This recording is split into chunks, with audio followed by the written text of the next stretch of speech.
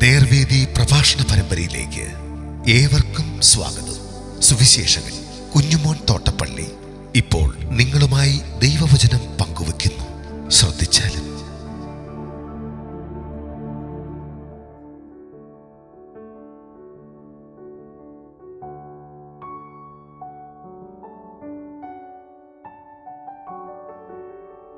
യേശുവിൻ്റെ വരവും വിശ്വാസിയുടെ ഉത്തരവാദിത്വവും.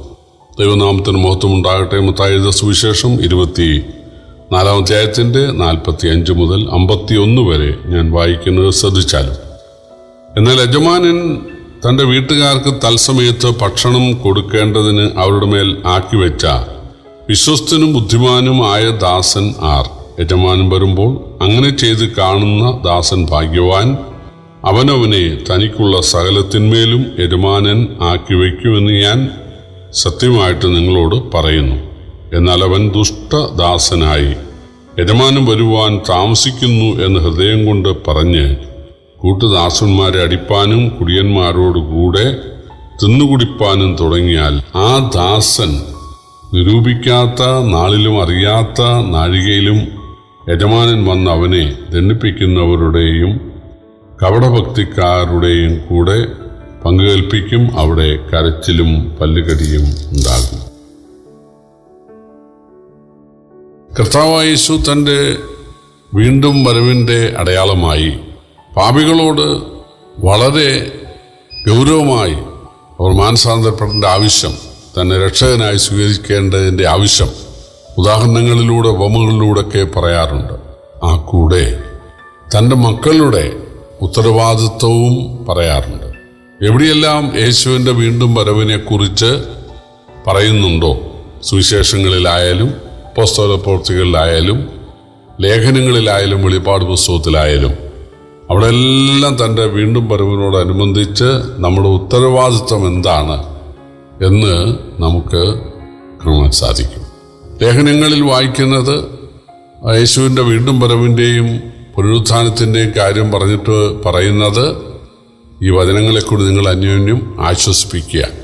അതുപോലെ 1 കൊരിന്ത്യർ 15-ാം അധ്യായത്തിൽ വായിക്കുന്നത് സഹോദരന്മാരെ, നിങ്ങളുടെ പ്രയത്നം കർത്താവിൽ വ്യർത്ഥമല്ല എന്ന് എഴുതിക്കുക, കർത്താവിൻ്റെ വേലയിൽ എപ്പോഴും വർദ്ധിച്ച് വരുന്നവരാകുക. യോഹന്നാൻ്റെ 1-ാം ലേഖനത്തിൽ പറയുന്നത് നാം അവനെ താൻ ഇരിക്കുമ്പോൾ തന്നെ കാണുന്നതാവുകൊണ്ട് അവനോട് സദൃശന്മാരാകും. ഈ പ്രത്യാശയുള്ളവരെല്ലാം അവർ നിർമ്മലരായിരിക്കുന്ന പോലെ തങ്ങളെ തന്നെ നിർമ്മലീകരിക്കട്ടെ എന്നാണ്. വെളിപ്പാട് പുസ്തകം 22-ാം അധ്യായത്തിൽ യേശു പറയുന്നത് ഞാൻ വേഗം വരുന്നു എന്നിട്ട് പറയുന്നത് അശുദ്ധി ചെയ്യുന്നവൻ അശുദ്ധി ചെയ്യട്ടെ, വിശുദ്ധൻ തന്നെ തന്നെ വിശുദ്ധീകരിക്കട്ടെ, ഇതാ ഞാൻ ഓരോരുത്തരും കൊടുക്കാൻ പ്രതിഫലവുമായി വരുന്നു എന്നാണ്. അപ്പോൾ എവിടെല്ലാം യേശുവിൻ്റെ വീണ്ടും വരവിനെ കുറിച്ചുള്ള വാക്യങ്ങളുണ്ടോ അവിടെയൊക്കെ വിശ്വാസികളുടെ ഉത്തരവാദിത്വവും കൂടെ പറഞ്ഞിട്ടുണ്ട്. അപ്പോൾ അതുകൊണ്ട് യേശുവിനെ കൈക്കൊണ്ടു രക്ഷിക്കപ്പെട്ടല്ലോ എന്നുള്ള ഒരു തൃപ്തിയിൽ നമ്മളിരിക്കാൻ പാടില്ല. യേശുവിനെ കൈക്കൊള്ളുന്ന ആളുകൾ അന്ന് തുടങ്ങി ഒരു നുകം ഏറ്റെടുക്കുകയാണ്, ഒരു ചുമട് ഏറ്റെടുക്കുകയാണ്, ഒരു ഉത്തരവാദിത്വം ഏറ്റെടുക്കുകയാണ്. യേശു തൻ്റെ ശിഷ്യന്മാരെ പത്രോസിനെയും കൂട്ടരെയും വിളിച്ചപ്പോൾ പറഞ്ഞത് എന്നെ അനുഗമിക്കാം, ഞാൻ നിങ്ങളെ മനുഷ്യരെ പിടിക്കുന്നവരാക്കുമെന്നാണ്. യേശു പറഞ്ഞു എന്നെ അനുഗമിക്കുന്നവൻ ഇതിൽ നടക്കാതെ ജീവന്റെ വെളിച്ചമുള്ളവൻ, അല്ലെങ്കിൽ ആളുകൾക്ക് വഴികാട്ടിയായി തീരുവാൻ ഇടയാകും. ദാഹിക്കുന്നവൻ എൻ്റെ അടുക്ക വരട്ടെ, അവൻ ജീവജലത്തിൻ്റെ നദിയായിട്ട് മാറും, അവൻ ആളുകളെ കുടിപ്പിക്കുന്നവനായി മാറും എന്നാണ്. അപ്പോൾ കർത്താവ് തൻ്റെ അടുക്കൽ വന്നവരൊക്കെ തനിക്കായി പ്രവർത്തിക്കണം എന്നാണ് ആഗ്രഹിക്കുന്നത്. പൗലോസ് അപ്പോസ്തലൻ ദമസ്കോസിൽ വെച്ച് മാനസാന്തരപ്പെട്ടപ്പോൾ യേശുവിനോട് ചോദിച്ചത് ഞാൻ എന്ത് ചെയ്യണം എന്നാണ്. എഫേസ്യ ലേഖനത്തിൽ 2-ാം അധ്യായത്തിൽ കൃപയാലോ നിങ്ങൾ വിശ്വാസം മൂലം രക്ഷിക്കപ്പെട്ടിരിക്കുന്നത് എന്ന് പറഞ്ഞിട്ട് താഴെ വായിക്കുന്നത് നാം സൽപ്രവൃത്തികൾക്കായിട്ട് സൃഷ്ടിക്കപ്പെട്ടവരാകുന്നു, നാം ചെയ്തു പോരേണ്ടതിന് അവനത് മുന്നൊരുക്കിയിരിക്കുന്നുവെന്നാണ്. അപ്പോൾ യേശുവിനെ രക്ഷിതാവായി സ്വീകരിക്കുന്ന ആളുകൾക്കൊക്കെ കർത്താവ് വ്യത്യസ്ത കൃപാവരങ്ങൾ നൽകുന്നുണ്ട്. അത് ദൈവനാമത്തിനു വേണ്ടി പ്രവർത്തിക്കാൻ, അല്ലെങ്കിൽ പാപികളെ രക്ഷയെങ്കിലേക്ക് നയിക്കാനും വിശ്വാസികളെ ധൈര്യപ്പെടുത്താനും വിശ്വാസികളെ പ്രോത്സാഹിപ്പിക്കാനും വേണ്ടിയാണ് എന്ന് നമുക്ക് കാണാൻ സാധിക്കും. ഇവിടെ യേശു പറയുന്നത് സാധിക്കേണ്ടത് യേശുവിൻ്റെ സുവിശേഷം മറ്റുള്ളവർക്ക് ഷെയർ ചെയ്ത് കൊടുക്കണം. അതാണ് തക്ക സമയത്ത് ഭക്ഷണം വിതരണം ചെയ്യണം എന്ന് പറയുന്നതിൻ്റെ താല്പര്യം. പ്രിയപ്പെട്ടവരെ, മനുഷ്യരെക്കുറിച്ച് കർത്താവ് ആഗ്രഹിക്കുന്നത് അവര് ദൈവത്തെ കണ്ടെത്തണമെന്ന് മാത്രമല്ല, അവർ ദൈവത്തിനായി ജീവിക്കണം, അവർ ദൈവത്തിൻ്റെ വക്താക്കളായിട്ട് മാറണം. യേശു ഒരിക്കലും നിങ്ങളെല്ലാം എന്നെ വിശ്വസിച്ചാൽ സ്വർഗത്തിൽ പോകുമെന്നല്ല പറഞ്ഞത്. എനിക്ക് കുറേ വിശ്വാസികളെ വേണമെന്നല്ല യേശു പറഞ്ഞത്. നിങ്ങൾ പുറപ്പെട്ട സകലരെ എൻ്റെ ശിഷ്യരാക്കുവിൻ എന്നാണ് യേശു പറഞ്ഞത്. ശിഷ്യൻ എന്ന് പറഞ്ഞാൽ ഗുരുവിനെ പോലെ ആകണം.